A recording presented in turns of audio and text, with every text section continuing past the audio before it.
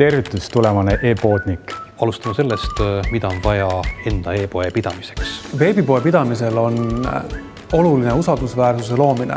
Konkurentide järgi on alati põnev luurata. Põhilised tegevused, millega iga e-poodnik kokku puutub, on raha kogumine.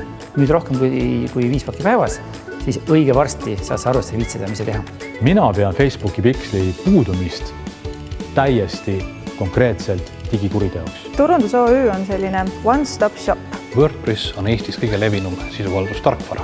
Voog on veebilehtede ja e-poodide loomise platvorm. Lõime täiesti uue platvormi nimega Shops. PrestaShop on vabatarkvaraline e-poe veebirakendus. ShopRoller on rendipõhine e-poe platvorm. Lihtsam võib öelda, mida Magentoga ei saa teha, aga seda on väga raske välja selgitada.